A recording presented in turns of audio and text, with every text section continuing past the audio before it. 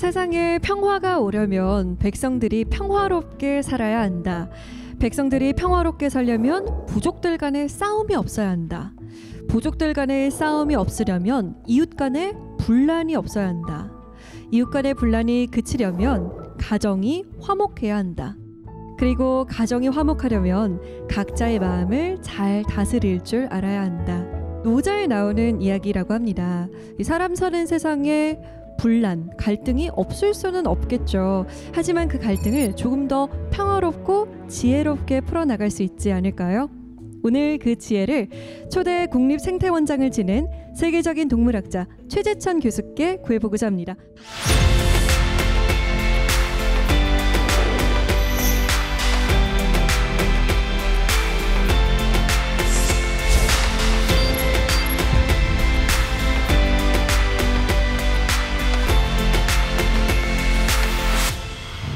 안녕하세요. 네, 안녕하세요. 반갑습니다. 네, 보통은 생태에 대해서 이야기를 해주시는데 오늘은 강연 주제가 좀 다릅니다. 네, 처음 해보는 강의입니다. 뭐 생물 다양성 뭐 이런 얘기 하는데 그거는 제가 연구하는 거고요. 사실은 오늘 이 주제는 그동안 제가 늘 살아왔던 제 삶의 얘기 속에서 어떤 지혜를 한번 얻어보려고요. 기대가 되는데요. 올해는 경자년입니다. 쥐의 해인데 이 쥐의 특성 중에서 저희가 갈등을 풀어나갈 때 좀 참고할 만한 게 혹시 있을까요? 그 쥐 그러면 많은 분들은 지혜, 다산, 풍요 뭐 이런 상징으로들 기억을 하시는데요. 네. 뜻밖의 쥐들도 공감한다는 연구 결과가 많이 나와 있어요. 쥐들이 공감을 해요? 예. 우리가 이제 실험에 사용하는 흰 쥐, 조그만 쥐. 네. 그 녀석들도 친구가 아파하면 같이 힘들어하고 또 친구가 굶는데 혼자 먹으라 그래도 먹는 걸 거부하기도 하고 공감이라는 건 우리 인간만 가지고 있는 게 아니라 아마도 포유동물의 최초 조상 때부터 우리가 얻은 어떤 본능인 것 같아요. 그래서 쥐에게서도 그런 걸 배우면서 저는 경자년이 공감의 해가 됐으면 좋겠다 하는 꿈을 갖고 있습니다. 네. 지금 잠깐 얘기해 주셨는데도 이 동물들의 특성에서 우리가 배울 게 굉장히 많아 보입니다. 오늘 강연 잘 부탁드립니다. 네, 고맙습니다. 고맙습니다.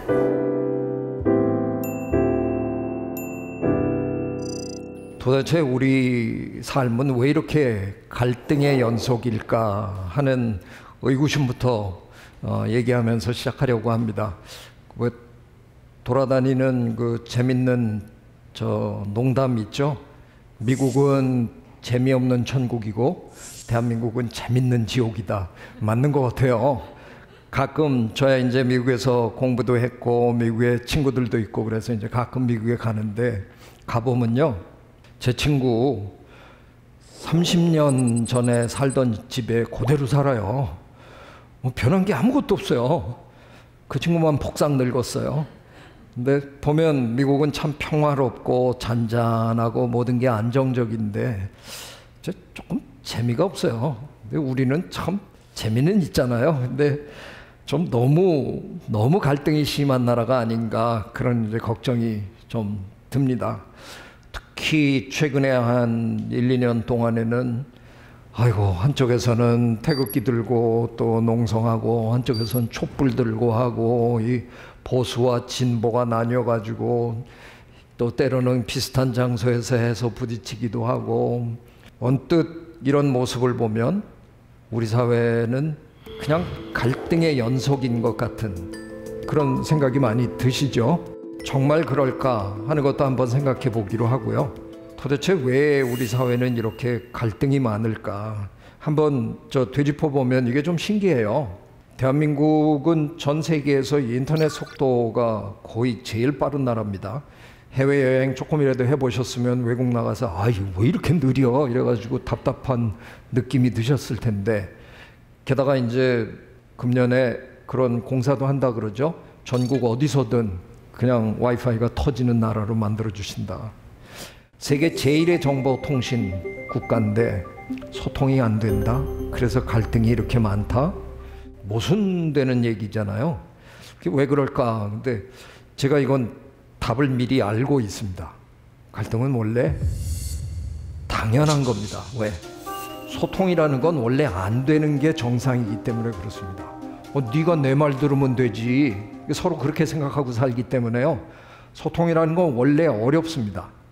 게다가 우리가 각자 자기의 생명을 가지고 있는 전부 별개의 생명체다 보니까 내 생명에 관련된 일이 가장 중요한 거예요. 그래서 나를 죽이고 남에게 협조한다는 건 사실상 굉장히 어려운 일입니다. 마음을 비우라 이런 얘기 참 많이들 하고 사시는데요. 세상에 그것처럼 힘든 일이 어디 있어요. 마음 비울 수 있는 분은 몇 분밖에 안 되시잖아요. 그 종교를 일으키신 그 몇 분밖에는 그건 도저히 안 되는 일이에요. 우리의 삶 속에 소통 없이 이뤄낼 수 있는 것들이 과연 얼마나 있을까 한번 생각해 보면요, 거의 없을지도 모릅니다. 우리가 하고 있는 일의 어느 순간에든 반드시 사람들 간의 소통이 필요한 그런 과정이 있을 겁니다. 그래서 소통은 안 되는 게 정상이지만 어떻게 하든 되게 만들어야 된다는 모순이 그 안에 있는 겁니다. 인터넷에 떠도는 말 중에 제가 제일 기가 막히다고 생각하는 말 중에 하나가 이건데요. 정부는 정책을 만들고 국민은 대책을 만든다, 뭐 이런 말이 있대요. 정부가 정책을 발표하면 30분이면 깨지잖아요. 이 많은 사람들이 그렇게 했다가 이 문제는 어떻게 하려고 그럽니까? 뭐 못 사는 사람들은 생각해 봤습니까? 뭐 늘 이런 꼴이에요. 그게 왜 그러냐 하면 소통을 거치지 않고 내놓은 일이기 때문에 그런 거죠. 그 일을 겪어야 되는 사람들과 충분한 소통이 없는 상태에서 발표를 해버리니까 그런 일이 벌어진다는 겁니다. 자, 이런 차원에서 제가 귀뚜라미 수컷한테서 배운 지혜를 좀 나눠 드리겠습니다. 가을이 되면 저녁에 귀뚜라미 소리를 듣잖아요. 가을이 왔구나 뭐 이러면서 그 가을의 정취에 뭐 좀 젖어서 잠에 들어요. 아침에 일어났어요. 7시인데 귀뚜라미 소리가 또 나요. 야, 이 자식 밤새 울었나? 교대 근무했으라나? 뭐 아닌데 뭐 우리 집에 있는 귀뚜라미가 그놈일 텐데 무슨 교대 근무를 했겠어요. 자, 밤에 9시부터 아침 7시까지 긁어댔다. 그럼 걔가 10시간을 긁은 겁니다. 근데 제가 귀뚜라미 저 수컷이 어떻게 소리를 내는지 한번 시범을 한번 보여드리려고 그러는데요. 이 날개가 등에 있으니까 이 날개에 이렇게 젖히는 거예요. 그 다음에 이 날개를 부딪혀서 긁어야 소리가 나는 겁니다. 그래서 이렇게 해야 되는 거예요. 예, 이걸 10시간을 한다고 한번 상상을 해보십시오. 이게 어마어마한 중노동이에요. 쟤 왜 그러고 살아요? 귀뚜라미 수컷은 주변 풀숲에 암컷들이 있다는 걸 알아요. 그러니까 암컷을 유인하려고 긁는 거잖아요. 아무리 긁어도 안 오세요. 이렇게 조금만 긁으면 빨리빨리 와주면 제가 조저녁에 한 1시간쯤 긁고 그냥 쟤도 자도 돼요. 근데 밤새 제가 긁어야 되는 이유는 암컷들이 안 오기 때문에 그런 겁니다. 원래 암컷은 굉장히 따지는 동물들이에요. 왜? 번식에 투자를 심하게 하는 쪽이기 때문에 알을 낳고 알을 품고 그 새끼를 키우고 이게 대개 암컷이 하는 일이잖아요. 수컷은 짝짓기 하고 그냥 도망가는 놈들도 많아서 암컷은 엄청난 투자를 해야 되기 때문에 상대를 고를 때 굉장히 신중하게 할 수밖에 없는 겁니다. 그런 반면 수컷은 그 신중한 암컷에게 허락을 맡기 위해서는 필사적으로 할 수밖에 없다는 거죠. 제가 이솝 할아버지를 별로 안 좋아하는데요. 이솝 할아버지가 우화를 많이 쓰셨잖아요. 근데 그게 생물학자의 눈으로 보면 좀 틀린 얘기를 너무 많이 하셨어요. 그래서 좀 대표적인 것 중에 하나가 개미와 배짱이 다 아시죠? 개미는 여름 내내 열심히 일했는데 배짱이는 나무그늘에서 맨날 노래만 하다가 겨울이 됐는데 배가 고파서 개미집 문을 두들겼다. 1. 겨울까지 사는 배짱이 없어요. 그래서 거기서 벌써 틀렸고, 그래서 개미집 문 두드리는 거 그거 일단 아니고요. 배짱이가 이솝 할아버지는 놀고 먹었다고 그러는데요. 참 배짱이 입장에서 너무 섭섭한 거예요. 개미는 우리가 밖에 나와서 일하는 개미만 눈에 들어오기 때문에 야, 개미는 쉴 새 없이 일하는구나 그러지만, 실제로 개미나라 전체를 놓고 보면요, 여러분이 경영학에서 배우는 이론 중에 하나, 파레토 법칙이라는 게 있습니다. 20%의 개미가 일해서 80%를 먹여 살리는 겁니다. 저 지하 굴에 들어가면 80%의 개미들이 그냥 놀아요. 그렇다고 뭐 가물을 즐기고 막 이러는 건 아니고 딱 앉아서 쉬어요. 신진대사율을 최소로 줄이고 언제든 사고가 나면 곧바로 투입될 수 있도록 기다리는 대기조입니다. 우리는 사고가 나면 생업을 놓고 자원봉사하러 달려가잖아요.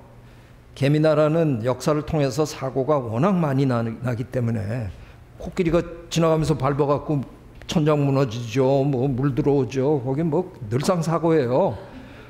그래서 개미나라는 자기 노동력의 80%를 비축해 놓는 방향으로 진화를 한 겁니다.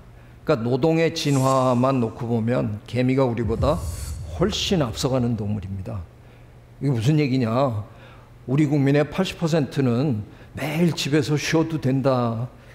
이 상상이 안 되시죠? 지금 취업 안 하고 계시는 우리 젊은이들이 뭐 5만 명 뭐 이렇다 치면 우리 5천만의 0.1%예요. 개미는 80%를 놀리는데 우리는 지금 0.1%, 너희도 반드시 일해라 그래갖고 전 국민의 노동화를 지금, 농담인데요, 개미는 그렇게 하고 쉬기도 많이 하는 동물이라서요, 사실은 개미가 전체를 놓고 보면 그렇게 열심히 일하는 동물이 아닌 거죠. 반면 배짱이 수컷은요, 여름 내내 진짜 식음을 전폐합니다. 아무것도 먹지 않고요, 여름 내내 긁습니다. 아니 누가 더 열심히 일했어요? 아이 이솝 할아버지는 뭘 너무 몰라가지고 걔가 놀고 먹었다고. 배짱이 수컷, 아까 제가 얘기한 귀뚜라미 수컷, 왜 그렇게 열심히 일해요? 왜 그렇게 필사적으로 소리를 내요? 걔가 이 세상에 태어난 이유는 오로지 어느 암컷이든 소통에 성공해서 짝짓기를 하는 게 걔의 목표거든요. 그러니까 걔는 그 목표를 이루기 위해서 밥도 안 먹고 물도 안 마시고 필사적으로 긁는 거예요. 소통은 이렇게 하는 겁니다. 그러면 혹시 여러분 한번 나는 얼마나 소통하고 사나 한번 돌이켜보고 볼 필요가 있다는 거예요. 저는 이 나이에도 제 아내한테 가끔 듣는 소리가, 당신은 나랑 이렇게 오래 살았는데도 아직도 내 마음을 모르냐. 네, 모릅니다. 우리 수컷은 암컷의 마음을 알 수가 없어요. 그냥 알려고 노력할 뿐이죠. 예, 그럼 내가 모르는 걸 어떻게 그러고 뻗ing기면 혹시 그게 저한테 도움이 되나요? 전혀 안 됩니다. 그래서 그냥 알기 위해서 노력할 따름입니다. 그 부부관계에서도 서로를 이해하려면 엄청난 노력을 해야 그게 가능하다는 겁니다. 그냥 적당히 하면 서로 이해가 되는 게 절대로 아니라는 얘기입니다. 화면에 저걸 이렇게 한번 보십시오. 저 하나하나를 따로 만약에 우리가 들여다보고 저게 뭘까를 이해한다 그러면 그까짓 거 뭐 하나하나 부분들은 뭔지 우리가 어느 정도 파악한다고 칩시다. 하지만 이 전체가 뭔지는 따로따로 들여다봐 갖고는 전혀 모르는 거거든요. 저 전체는 끼워 맞춰 보면 자전거입니다. 그러니까 우리는 어느덧 굉장히 조각조각 나눠져 있는 사회에서 살고 있습니다. 각자 자기가 하는 일이라는 게 다 따로 있어요. 근데 사회가 굴러가려면 이것들이 한데 모여야 되잖아요. 근데 개인으로는 그 모여있는 전체를 보는 기회가 별로 없는 겁니다. 자전거를 볼 기회가 우리가 너무 없다는 겁니다. 그래서 베르나 하이젠베르크라는 분은 부분과 전체라는 책을 쓰셨죠. 아마 이 세상의 거의 모든 것들은 부분과 전체를 모두 살피지 않으면 진리를 파악해내기 힘들 거다 하는 정도의 교훈은 분명히 얻으실 겁니다. 이게 어떻게 보면 자연과학과 인문학으로 나뉘어져 있는 학문의 세계를 표현하는 것이기도 합니다. 거의 이제 60년 된 것 같은데 C.P. 스노우경이라고 영국의 학자가 두 문화라고 아예 규정을 해버렸어요. 이른바 인문학으로 대변되는 학문 세계와 자연과학으로 또 대표되는 학문의 세계, 이 둘은 방법론이나 추구하는 어떤 목표나 이런 게 너무 달라서 서로 소통이 너무 안 되는구나, 이거를 굉장히 통탄하셨어요. 그럼 뭐 안 되면 안 되지, 그걸 통탄할 게 있나. 통탄할 이유가 있어요. 아까 우리 아나운서님이 정말 멋있게 노자의 말씀을 다 이렇게 그냥 읊어주셨는데 어떻게 다 외우셨어요? 읊어주셨는데 노자나 공자나 또 서양으로 치면 아리스토텔레스 같은 분들이 어느 한 분야를 연구하는 학자였나요? 노자는 사실은 물리학자였고, 뭐 아리스토텔레스는 생물학자였고, 공자님은 가만히 보니까 뭐 중국 문학 하신 분인가 뭐 이런 게 아니잖아요. 그냥 할 수 있는 모든 거를 다 하셨고 평생 이것저것 관찰하다가 그야말로 말년에 삶은 이런 것이다, 아까 노자님 말씀처럼 쭉 결론 내려주시고 그렇게 사셨어요. 근데 이게 르네상스를 거치면서 학문이 쪼개지기 시작한 거죠. 그래서 지금은 우리가 너무 지나치게 쪼개놨어요. 가끔은 보면 한 세 교수님이 들여다보는 식물은 똑같은 식물을 연구하세요. 근데 다른 연구를 하시느라고 세 분이 서로 대화도 안 나누세요. 이게 너무 아쉽다는 거예요. 한 분야 내에서도 소통이 안 되고 자연과학과 인문학이 너무 문화의 장벽까지 쳐놓고 소통을 못한다. 이걸 너무 아쉽게 생각하신 거죠. 그래서 사실은 이제 나온 개념이 통섭입니다.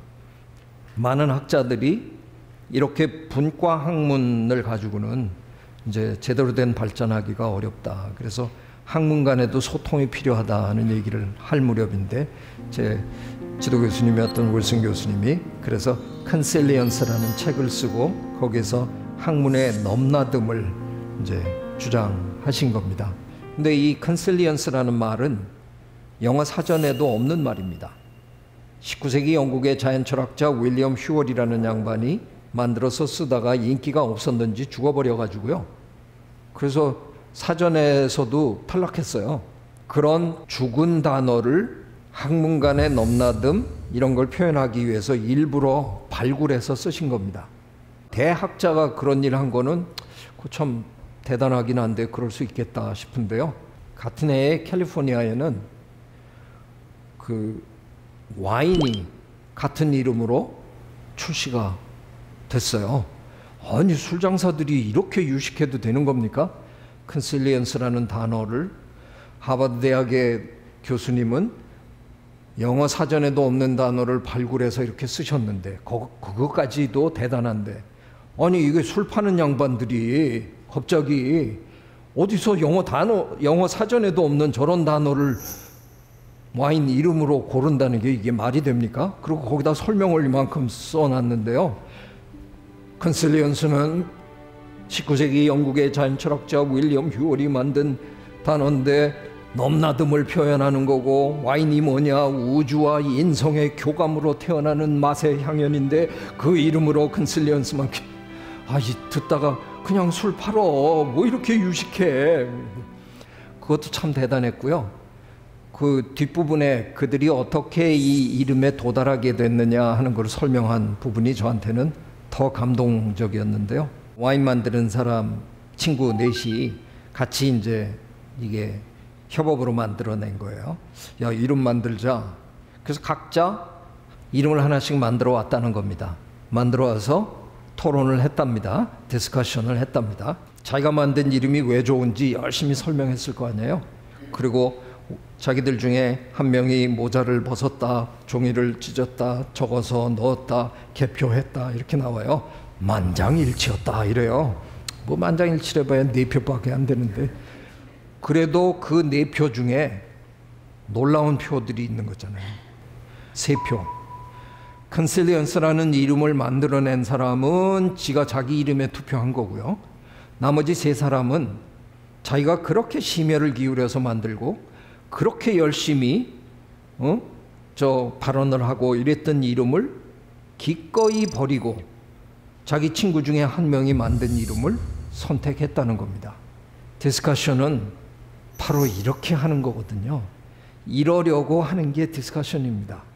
기어코 내 거를 주장하기 위해서 하는 게 아니라 얘기를 하다 보면 어느 게 제일 좋은가를 찾아내기 위해서 하는 거거든요. 그래서 영어에는 이런 표현이 있습니다. 디스커션은 누가 옳은가를 결정하는 게 아니라 무엇이 옳은가를 결정하는 과정이다, 이런 말이 있습니다. 그게 바로 디스커션, 토론이라는 겁니다. 그래서 저는 한국에 와서 교수 생활하는 내내 제 수업은 언제나 토론 수업입니다. 근데 우리나라는 아직도 이 토론 수업이 잘 진행이 안 돼요. 그런 이유가 뭘까 제가 고민을 좀 해봤는데, 저는 우리나라 사람들이 토론을 잘못 이해하고 있다고 생각해요. 토론에 임하는 태도가 좀 잘못되어 있다. 왜 TV에서도 토론 뭐 하는 걸 이렇게 한두 번 보셨을 텐데, 그 토론에 임하는 분들의 그 태도를 좀 한번 보셨어요? 아주 결연한 태도가 느껴지지 않으세요? 기어코 상대를 제압하겠다. 이게 토론의 목표입니다. 서양에서 디스커션은 상대를 제압하는 게 목적이 아니라요, 남하고 얘기를 하다 보니까 아, 저 사람은 이 문제를 이렇게 생각하는구나. 근데 왜 나는 그런 생각을 못 해봤지?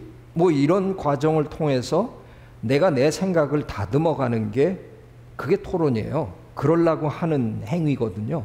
근데 우리나라 사람들은 토론장에 들어가서 기어코 상대를 제압해야 되니까 상대의 말꼬리를 잡아야 되고, 그리고 조금 안 되면 목소리 높여가지고 소리 질러야 되고 욕해야 되고 뭐 이런 걸 하느라고 1시간을 토론하고 나도 배운 게 요만큼도 없는 겁니다.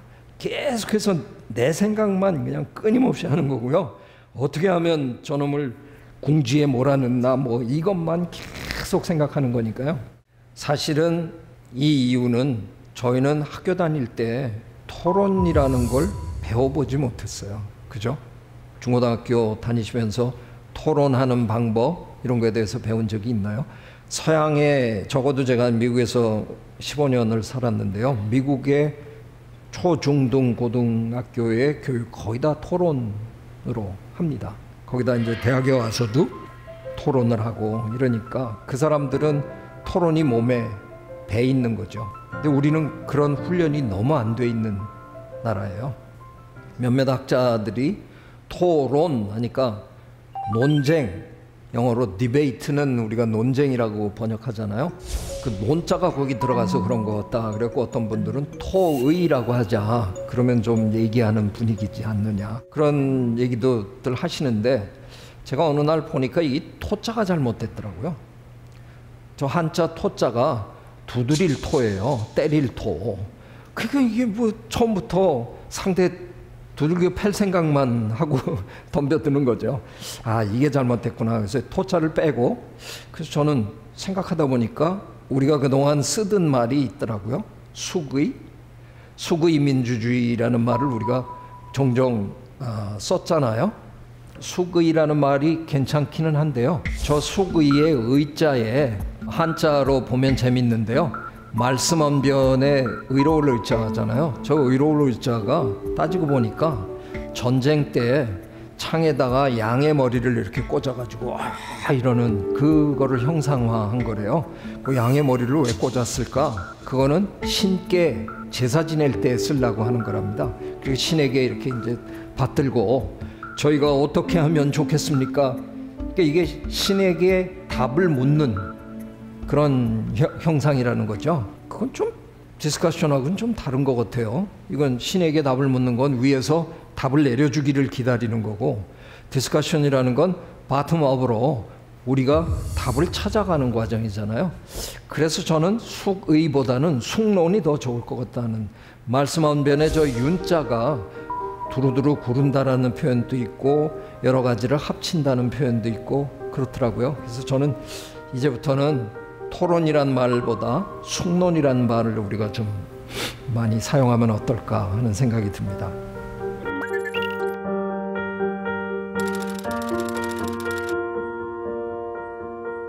(1990년) 남아공이라는 나라는 엄청난 대혼란 속으로 빠져드는 무렵이었답니다. 왜냐하면 아시는 바와 같이 넬슨 만델라가 감옥에서 이제 나오는 때랍니다.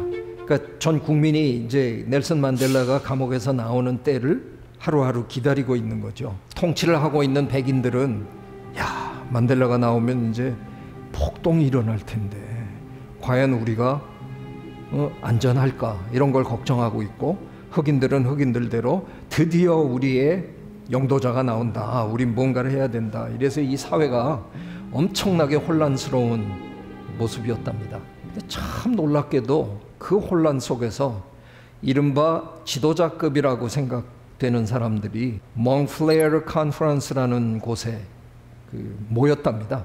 한 20명 정도가 모여가지고 이대로는 안 되니까 우리가 이 나라를 어떻게 구할 것인가를 한번 논의해보자라고 해서 그분들이 토론 또는 숙론을 시작한 겁니다.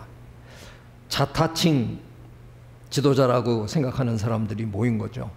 근데 참 대단한 거는 이분들이 특별한 그 규칙을 정확하게 잘 따르기로 했다는 겁니다. 절대로 남을 비방하면 안 된다라는 규칙이 있는 거고요. 우리나라 토론장에서 흔히 보는, 아니 저 사람들은 말이에요, 그냥 뭐 저 국민은 생각도 안 하고 저 따위로 하다가는 나라 망합니다, 뭐 서로 그 꼬투리 잡아가지고 그렇게 하면 이런 일이 벌어진다, 사실은 벌어지지도 않았는데 벌어질 것이다라고 하면서 절대로 저런 건 하면 안 됩니다, 뭐 이런 식으로 얘기를 하는데, 그거는 그 숙론 과정에서 금지를 시켰고요. 서로 자기가 할 수 있는 얘기만 하기로 합니다. 여러분이 이렇게 하신다면 어쩌면 우리나라가 이렇게 변해갈 거고 이런 세상이 열릴 것 같습니다. 그런 식으로 내가 내 얘기하고 나는 또 남이 하는 얘기를 경청하고 뭐 이런 다음에 그 숙론이 끝나면 자기 진영으로 돌아가서 오늘 이런 얘기가 있었는데, 그리고 그걸 계속 거기서 또 숙론 과정을 한참 겪은 다음에 다시 또 모이면 거기서 했던 얘기들을 또 들고 와서 또 같이 또 얘기들을 나누고, 이런 과정들을 끊임없이 여러 차례 거쳤답니다. 이 와중에 무슨 일이 벌어졌냐 하면, 모두가 이거를 제대로 이해하려면 아주 단순하게 국가의 미래를 뭔가 보여줄 수 있는 그런 스킴이 필요하다는데 도달했고요. 그래서 이 사람들이 이른바 시나리오 방법을 택합니다. 이렇게 가다 보면 우리나라가 이렇게 될 겁니다 하는 시나리오를 만들기 시작했어요. 4가지로 시나리오가 압축이 됩니다. 그래서 결과적으로는 이 4가지 시나리오를 애니메이션으로까지 만들고, 그래서 끊임없이 TV에서나 신문에서나 계속 이 4가지 시나리오에 대해서 설명을 하는 겁니다. 예를 들면 이 중에 하나가 이카루스 시나리오 같으면, 이카루스는 태양을 향해서 계속 날아가다가 밀랍으로 만들어져 있기 때문에 태양 근처에 가서 녹아버렸다 하는 그리스 신화에 나오는 얘기잖아요. 저거는 극좌파들의 정책을 표현한 시나리오였어요. 파퓰리스트 정책을 해달라는 거 다 해주고, 뭐 이것도 해드리고 이것도 해드리고, 돈은 어디서 나오는지 신경도 안 쓰고, 뭐 그렇게 막 하다가는 결국은 나중에 녹아서 떨어진다. 그러니까 지나친 포퓰리스트 정책은 이런 결과를 빚을 수 있다. 하는 거를 이제 설명을 하는 거고요. 그래서 이 네 가지의 시나리오를 전 국민이 숙지했다는 겁니다. 그러고 투표장에 가서 나는 우리나라가 이런 방향으로 갔으면 좋겠다라고 투표를 했다는 거죠. 그래서 결국은 남아공 국민들은 넬슨 만델라를 선택했고, 넬슨 만델라는 지극히 현명하게 이 중에 어느 하나를 택한 게 아니라 이 네 가지 정책을 골고루 잘 버무려서 국가를 위기에서 건져냈다는 겁니다. 물론 저 국민은 넬슨 만델라를 선택한 거는 좌파를 선택한 거였음에도 불구하고, 이카루스 정책에 표를 준 거였음에도 불구하고 만델라 선생님은 현명하게 또 이끌어 갔다는 거죠. 하지만 여기서 우리가 배워야 되는 교훈은 뭐냐? 그냥 잘못된 어떤 정보에 의해서, 그리고 그냥 사람만 보고 정당만 보고 그냥 막 찍는 게 아니라 전 국민이 정확하게 국가의 미래에 대해서 충분히 얘기하고 충분히 생각해 보고 선택을 했다는 게 굉장히 중요한 겁니다.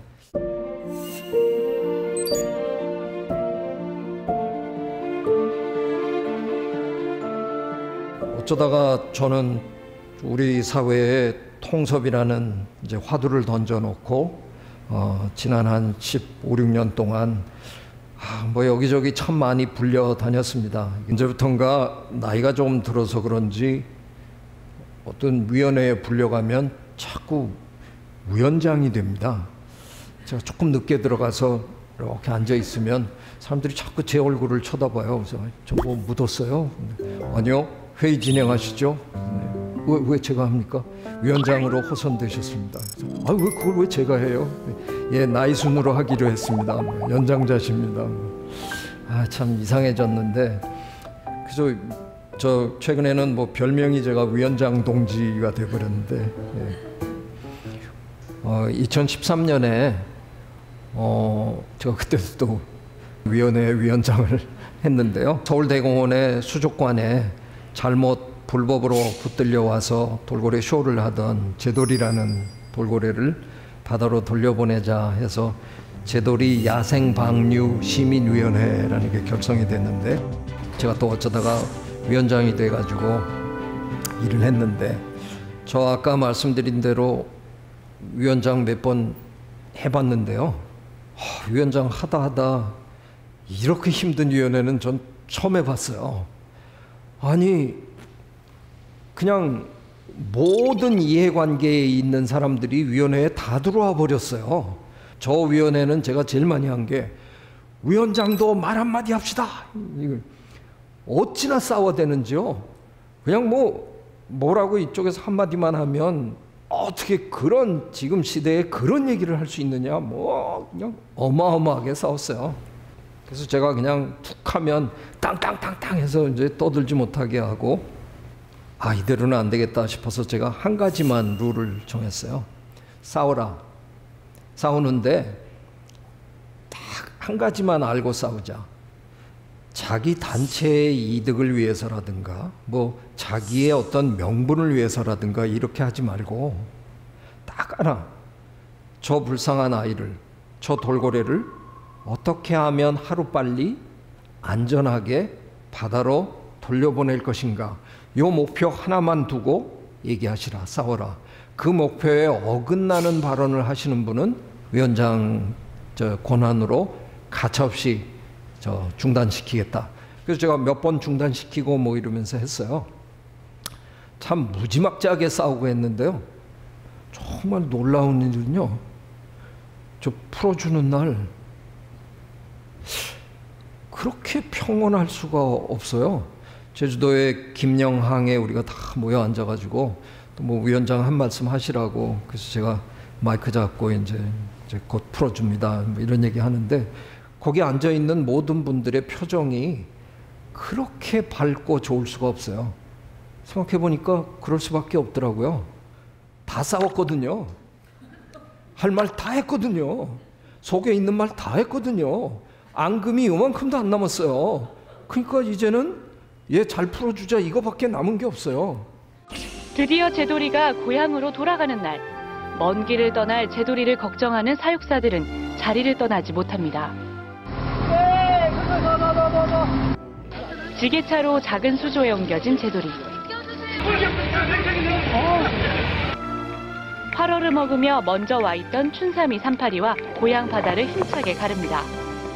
단순히 돌고래 한 마리가 바다로 돌아간다 그런 정도의 의미가 아니고 이제부터는 대한민국도 자연을 적극적으로 보호하고 살피는 그런 나라가 됩니다. 그때 제가 뭘 배웠냐? 새로운 시대의 새로운 가버넌스는 이렇게 하는 거구나 하는 걸 배웠어요. 자꾸 전문가들이 합시고 몇 사람이 모여 앉아서 국민은 이렇게 해주면 좋아할 거야. 그리고 자기네들끼리 뭘 만들어서 발표를 해요. 그러면 현지인들은 우리는 반대입니다 이러고 그분들이 뭐 농성하고 뭐하고 시민단체 사람들은 또 거기 쳐들어와 가지고 단식 투쟁하고 뭐 거의 그런 과정을 안 겪고 하는 일이 거의 없을 정도로 우린 끊임없이 그 일을 반복합니다. 그 정말 지독한 갈등을 계속 반복하는데요. 방법이 있더라고요. 그 사람들이 다 들어와서 싸우면서 하면 돼요. 그 일을 당해야 되는 사람, 또 그런 지역에 있는 사람, 그거와 관련될 수 있는 모든 이해관계에 있는 사람들이 다 들어와서 시간이 좀 걸리더라도 충분히 숙론을 하면 함께 뛸 수 있다는 겁니다. 저는 제가 이 세상에 태어나서 해본 일 중에 이 일이 가장 자랑스러운 일이었습니다. 저 영리한 동물, 저 기가 막히게 아름다운 동물에게 제가 자유를 찾아줬다는 게 저는 아마 죽었다 다시 깨어나도 그런 일 할 수 있는 기회가 저한테 주어질까. 그냥 저 일을 하는 내내 늘 감동적이었어요.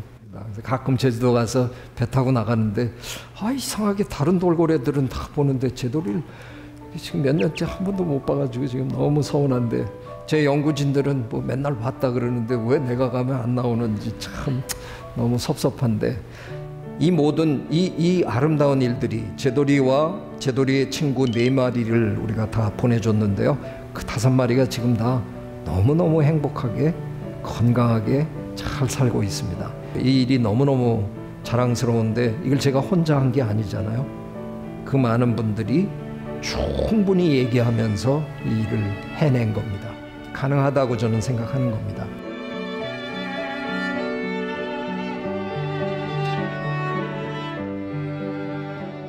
제가 미국에 있을 때 하버드 대학에는 Society of Fellows라는 저는 뭐 우리말로 명예교우회 이렇게 붙이면 어떨까. 대단한 학자들이 모여가지고 그냥 잡담하는 곳이에요. 근데 거기서 기가 막힌 것들이 나오는 겁니다.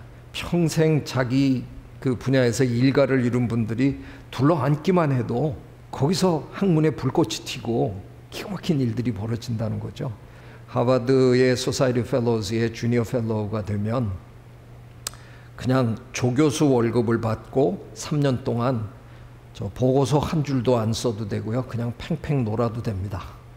그냥 완벽한 자유를 줍니다. 3년 동안 자기가 하고 싶은 연구를 그냥 마음껏 할 수 있게 모든 걸 지원해 줍니다. 미시간 대학에 똑같은 기관이 있다는 얘기를 듣고 거기 지원해서 어쩌다 제가 거기에 당선이 됐습니다. 그래서 3년을 그 주니어 펠로우로 살았는데요. 제 인생 전체랑 그 3년이랑 안 바꿉니다. 학자로 살면서 그 3년처럼 기가 막힌 3년은 없었습니다. 수요일 점심마다 우리들끼리 모여서 앉아서 저 오피스에서 만들어주는 맛있는 점심을 먹으면서 토론을 시작하면 밤에 헤어졌어요. 너무 재밌어서. 그럼 그렇게 3년을 하다 보니까 매주 하면 52 곱하기 3이면 150가지가 넘잖아요. 3년 동안에 거의 200가지 주제에 대해서 귀동냥을 한 겁니다. 제 연구실에 통서본이라는 걸 만들고 이 Society of Fellows 흉내를 내면서 살고 있습니다. 굉장히 다른 분야에 있는 교수들이 많이 모여 앉아서 또 학생들이랑 같이 여러 가지 토론을 하고 삽니다. 그동안 우리가 못 해본, 배우지 못해서 못했던 숙론 민주제 이제 우리도 할 수 있지 않을까 이런 생각 해봅니다. 비록 학창 시절엔 못 배웠지만 우리나라 사람들만큼 배움의 속도가 빠른 분들이면 충분히 저는 이걸 해내리라고 저는 기대하고 있습니다.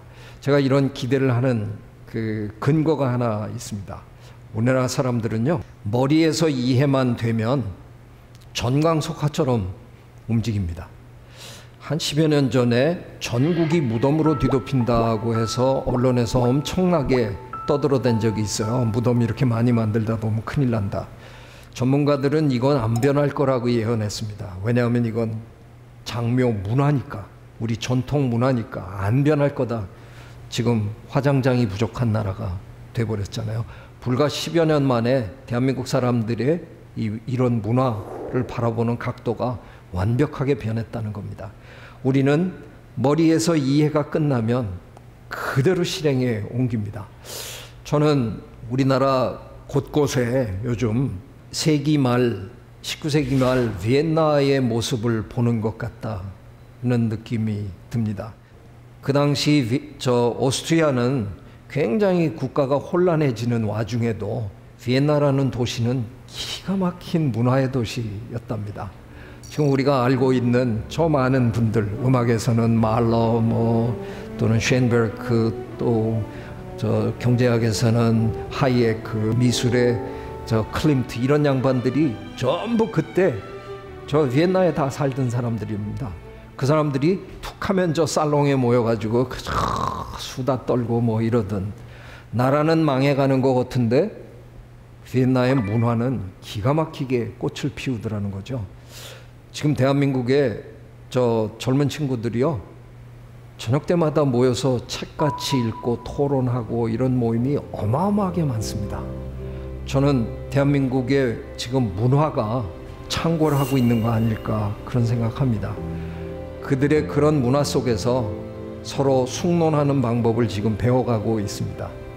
저는 이 숙론 과정이 끝나면 어쩌면 우리 정치 굉장히 많이 변할지도 모르겠다는 생각이 듭니다. 숙론이 답이라는 생각이 듭니다. 네, 경청해 주셔서 대단히 고맙습니다.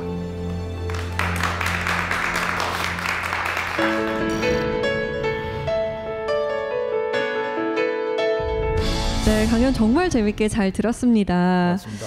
질문을 몇 가지 드려볼까 합니다. 질문을 먼저 받을게요. 강연 너무 재밌게 잘 들었고요. 네, 아까 제돌이 이렇게 돌려보내주신 그것도 너무 인상 깊게 잘 봤습니다. 그래서 최근 반려견하고 반려묘가 많이 늘어나고 있는데 그 동물권에서 갈등도 그래서 더 커져가고 있는 것 같은데 이에 대한 해법이 혹시 있으실지 질문드리고 싶습니다. 네, 우리 반려동물 천만 시대 이렇게 얘기하잖아요.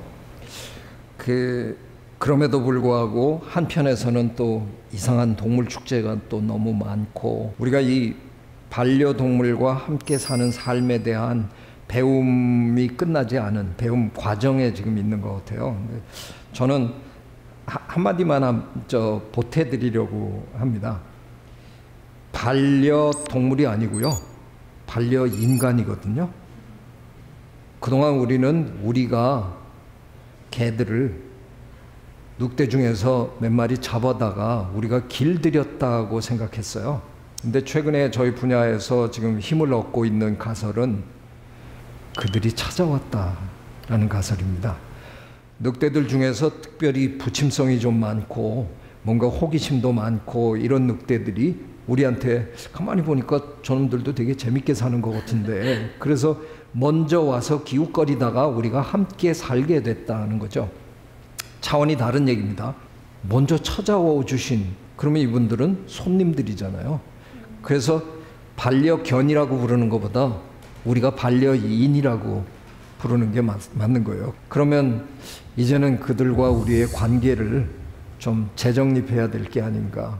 자, 다음 질문도 한번 받아보겠습니다. 교수님께서는 이제 흰쥐나 개미나 귀뚜라미 같은 작은 동물에 대해서 연구를 해오셨다고 들었는데요. 그런 개미와 같은 작은 곤충이나 동물들이 갈등을 해결하는 방법에는 어떤 것이 있나요? 네, 그건 뭐 한 3시간쯤 시간 있나요? 제가 강의를 또 뭐 여러 가지 다양한 그 방법들이 있는데요. 제가 그동안 평생 동물을 관찰하면서 느끼는 건 우리만큼 갈등을 극대화시킨 다음에 그걸 해결하려고 하기보다는 갈등을 만들지 않는 방향으로 미리미리 이렇게 조정을 많이 해요. 그러니까 조금 속된 표현으로 하면 그 원숭이들 사회에서 이렇게 관찰해 보면 그 으뜸 수컷이 되면은 이제 그 으뜸 수컷이 암컷들을 다 거느리고 짝짓기도 하고 막 이래야 되는데 거기서 괜히 뭐 3위 정도밖에 안 되는데 괜히 어떤 암컷을 건드렸다간 엄청난 분란이 일어나거든요. 그러면 눈치를 봐야 돼요. 살살 눈치를 보면서 기회가 왔을 때 하는 거예요. 우리 사회에서는 눈치라는 말을 별로 좋아 안 하잖아요. 그렇죠. 남의 눈치 보지 말고 살아. 저는 그 말이 제일 이상한 말처럼 들려요. 사회를 구성하고 사는데 남의 눈치를 안 보는 사람은 그 아주 반사회적인 사람이에요.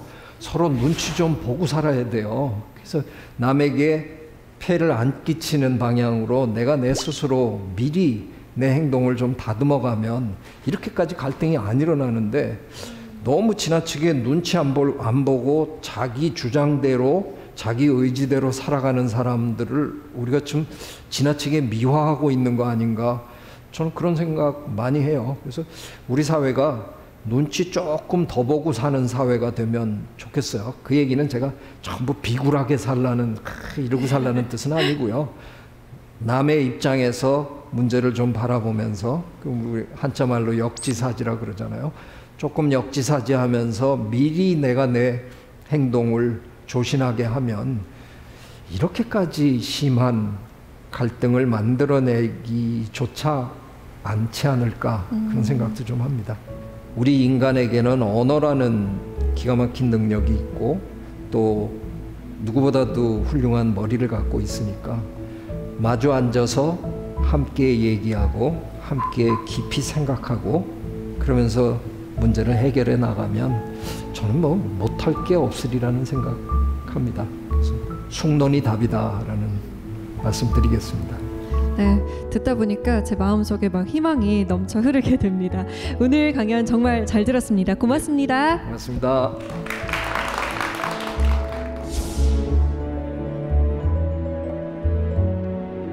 복잡한 문제를 이야기할 때면 고르디우스의 매듭이 떠오릅니다. 그리고 그 매듭을 단칼에 베어버린 알렉산더의 검이 있죠. 가만 보면 알렉산더의 검이 만능처럼 보입니다. 하지만 그 매듭을 풀지 못하더라도 그 실패의 기록들을 꼼꼼히 적어두면 누군가가 그 기록들을 보고 그 실패를 딛고 일어설 수 있지 않을까요? 우리 사회에 토론이 아닌 숙론이 자리 잡길 바라봅니다.